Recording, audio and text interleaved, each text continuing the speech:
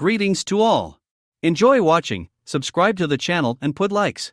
Hello my friends, there is the big drama now in Bakhmut since the Russians successfully moved from the north over here and they're very close to the very important road that leads to the Bakhmut city, and the weather is not that cold. It means that the fields are very dirty and the roads are the only means to supply for Ukrainian army, which is now in Bakhmut. And let's go to the timeline. So it was yesterday and it is today. So as you can see, they moved quite forward over here and they're very close to cut the supply road from the Chasiv Yar. So after they failed with attack mission in the south, they start to push from the north and they covered quite a lot of the territory last week. They pushed away from the south of the Bakhmut city. However, from this area you can see the arrow moved a little bit. However, they also continue to push on the eastern side and here also from the south to cut other supply road that is not used by Ukrainian soldiers because it's under the constant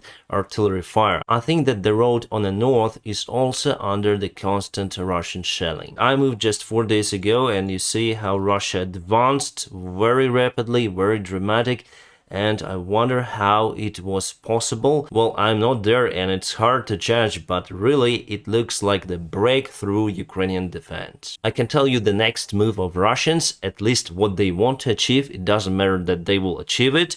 So they will continue to push from the north. They want to create the small corridor for Ukrainian army. From the south they're gonna push as well. As you see, they want to create this small piece of land for Ukrainian army to withdraw, and they will aim their artillery systems to cover this small piece of land, and Ukraine army will have to withdraw because Russia may close this gap. So even with the losses, Ukrainian army should go out from the Bakhmut. That's the idea for Russians. They don't want to fight in a city because in that case they would have lots of the losses. As for Ukraine, I don't think we should send more forces to the city itself because there is the great chance of encirclement. We may send some reinforcements to fight against Russians on the north and on the east, so it's now the best tactics that we can do. And at some point, maybe it's better to withdraw from the Bakhmut city if our supply lines are cut. And I'm sure that Ukrainian command is aware of what is happening in Bakhmut. Today they announced that they're gonna send more reinforcements to that area. However, there were also some of the reports from Ukrainian officials saying that Ukrainian army will withdraw from the Bakhmut city. And close to the evening time, some of the Ukrainian officials say that Ukraine will continue to fight for the Bakhmut city. So we have many of the theories, many of the actions, many of the comments, and for sure next week we're gonna see how it all ends up. But if supply lines are cut, it's better to withdraw because in any case this city will be encircled. As you can see, Wagner still have resource to take some sort of the land, but for what cost? And one of the Zelensky's advisor commented to the CNN that Ukraine forces could strategically pull back from the Bakhmut city. They call it that way. But again, the Ukrainian command say that they will continue to resist in the Bakhmut city. Does Elon Musk want to go to politics because he comments over here on Twitter, almost surrounded for the Bakhmut? Well, actually, Elon, this city is not close to be surrounded for now, but it's close to be without supplies, and that is very bad. Russia again blames Ukraine for some sort of the provocations with a dirty bomb. This time they say that Ukraine may use the dirty bomb on Transnistria. Also, Transnistria itself announced the recruitment of their men to the army since today. Plus, there are some riots in Moldova itself, so the tensions around that region are getting hotter and hotter. As for the good news, last night the Yeysk airfield was attacked by some sort of the drone, or maybe again someone smoked at the wrong place. So there is some sort of the fire on that airfield and Russia used it to attack Ukrainian territory because actually it's very close to Mariupol and the south part of Ukraine. The last autumn there was the air crash in the city. The Russian fighter jet just collapsed into the building and that jet was performing the assault mission in Ukraine. We got the information that Chinese space company SpaceX gave the images purchase of Ukrainian territory to the private military army Wagner. And after that, the United States of America applied sanctions on that company, and they say that they will continue to monitor the situation with the Chinese companies that may potentially help Russians, and after they state the facts of the help, they will immediately put the new sanctions on any company. The self-proclaimed president of Belarus,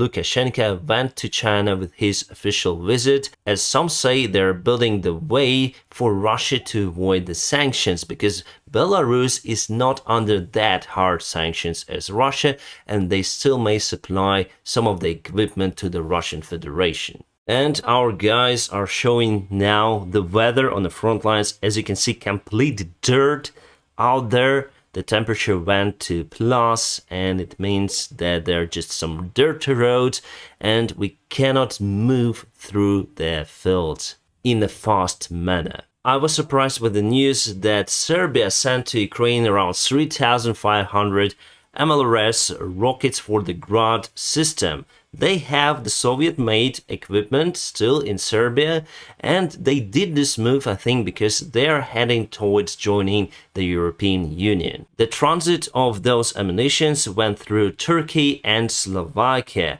and wasn't announced before. And the last year, Serbia said that they were against the military help to Ukraine, but it seems like they're changing their mind because Russia is getting weaker and weaker. Plus today it was the big interview with the Serbian President Vučić, and he said that those Serbs who fight for Russia will be persecuted, then they come back to Serbia. Because it's against the Serbian law, and those people who fight in Russia, especially for Wagner, they fight in illegal military formations. So, Serbia, thank you so much for your support. Some news about my airline ex-CEO. He was removed from his position, I think, half a year ago, and today he got 5 years in prison for some sort of the corruption schemes. Then he was in charge of Borispol airport. Well, here I cannot judge and I'm out of the details of this particular case, but what I want to say that Evgeny Dikhne also gave me the permission to film in a cockpit, and that's how I started my YouTube channel Pilot Blog. And during the COVID times, it helped me a lot to sustain the family. I earned around $1,000 for the COVID times.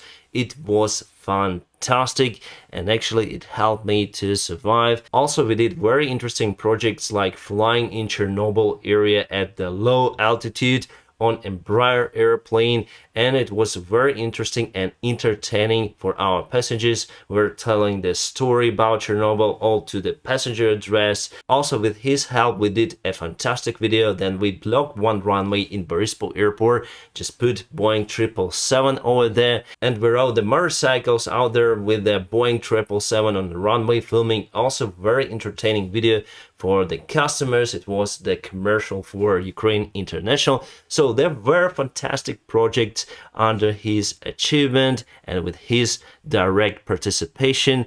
So for that, thank you so much, Evgeny. While I'm recording this video, there were some of the explosions reported in Crimea. Explosions happened in Bakhchisarai. There is also the Russian military base out there, and really that place was reported. Also, we got the information from Yalta. Yalta is kind of the tourist place, but it has some sort of the radars because it's on the south of the coastline. Yeah, you see that I have a very slow internet out here. I'm not at home right now, and I have no idea how can you reach Yalta with a drone, because to reach this city you need to cross the mountains over here, which are quite high. So the only point how can you attack the city is from the sea. And again, Ukraine just striking the Russian military infrastructure. We never attacked the Russian residential buildings, etc. Those cases were not reported officially.